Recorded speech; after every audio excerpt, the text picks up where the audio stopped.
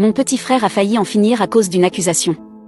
Un jour, ma jeune sœur Angela a remarqué que certains de ses sous-vêtements avaient disparu. Elle est partie à leur recherche et les a trouvés dans la chambre de mon frère. Cependant, ils étaient mouillés et gluants. Elle l'a immédiatement dit à nos parents et leur réaction a été très sévère.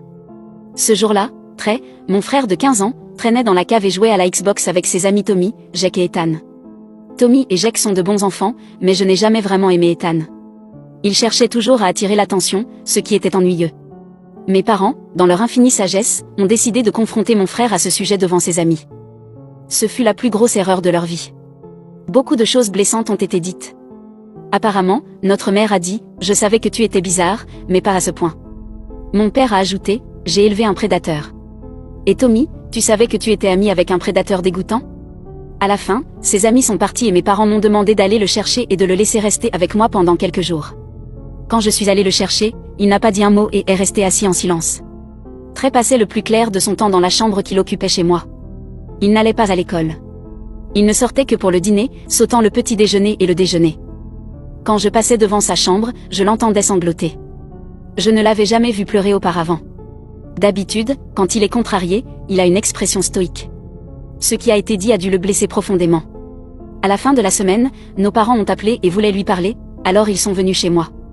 J'ai essayé d'engager la conversation avant leur arrivée, mais il m'a ignoré.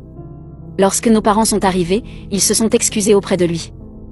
Au cours de la semaine, ils ont remarqué qu'il y avait de plus en plus de vêtements de ma sœur dans sa chambre, jusqu'au jour où mon père a surpris le chien avec les vêtements de ma sœur.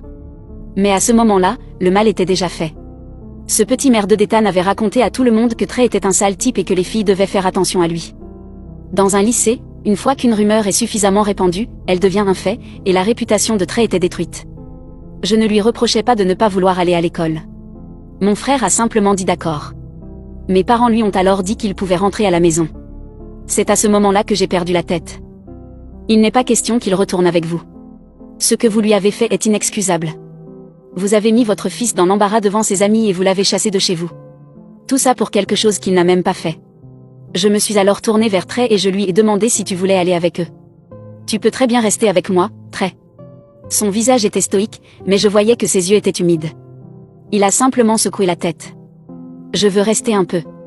Mes parents étaient un peu frustrés, mais ils ne voulaient pas le forcer à faire quoi que ce soit, alors il est resté avec moi. Au cours des jours qui suivirent, il devint évident que quelque chose n'allait pas avec Trey et que sa dépression s'aggravait. Il ne dînait même plus avec moi, il descendait et emportait la nourriture dans sa chambre. Chaque fois qu'il quittait sa chambre, il était couvert et portait un sweatshirt. J'ai commencé à m'inquiéter. J'avais déjà vu ce schéma auparavant. Ma meilleure amie au lycée s'était suicidée, et cela avait commencé comme ça. Le 3e jour, je l'ai vu descendre en sweatshirt, et même si j'avais augmenté le chauffage, je l'ai arrêté. Trey, laisse-moi voir tes bras. Il a levé les yeux vers moi, et il était clair que ce que j'avais dit avait touché un point sensible. À ce moment-là, j'ai su que mes soupçons étaient fondés. Mon cœur s'est effondré. Mon petit frère a failli en finir à cause d'une accusation. Ma gorge s'est alourdie et mes yeux se sont mis à pleurer. Il a secoué la tête. Trey, tu dois me laisser voir. C'est bon, Trey. Son visage était toujours inexpressif, mais des larmes commençaient à couler sur son visage. Il a lentement commencé à remonter sa manche, les 2 mains tremblantes. Quand j'ai vu son avant-bras, tout ce que j'ai pu faire, c'est me couvrir la bouche. Les larmes ont commencé à couler sur mon visage à ce moment-là également. Il s'était fait mal. J'ai fait la seule chose qui me venait à l'esprit, je suis allée le prendre dans mes bras et je lui ai dit que je l'aimais. Tu ne peux pas faire ça. Trey. Tu ne peux pas. Entre 2 sanglots, il a tout assimilé. Il pense tous que je suis un monstre, Sarah. Ma vie est finie. Elle ne vaut rien. Mon pauvre petit frère. Ce n'était pas sa faute, et il n'avait rien fait de mal. Mais il souffrait tellement. Et tout cela aurait pu être évité si mes parents avaient réfléchi à la situation avant de tirer des conclusions hâtives. Je l'ai emmené se faire soigner à l'hôpital et il y est resté un certain temps. J'allais le voir tous les jours. Il ne voulait pas voir mes parents à ce moment-là, et les médecins ne les ont pas laissés entrer. Je ne pouvais même pas les regarder tellement j'étais en colère. Il faisait des progrès. Mais lentement, puis un miracle s'est produit. Les amis de Trey, Tommy et Jake, m'ont contacté pour me demander s'ils pouvaient venir voir Trey. Je craignais un peu que Trey ait peur, mais il a accepté de les voir. Lorsqu'ils l'ont vu, il y a eu beaucoup de larmes et d'embrassades, mais je n'oublierai jamais ce moment. Trey avait dit qu'il était surpris qu'il soit venu les voir.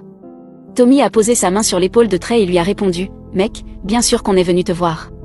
Tu es notre ami. » Je me fiche de ce que dit Ethan ou n'importe qui d'autre, nous savons que tu n'es pas un monstre. Nous serons toujours là pour toi, comme tu le ferais pour nous. Tommy était un petit amour. J'ai dû quitter la pièce pour me calmer. Ce fut un véritable tournant pour Trey. Quelques jours plus tard, il était suffisamment en forme pour être libéré. Les médecins ont estimé qu'il valait mieux qu'il reste avec moi pour le moment.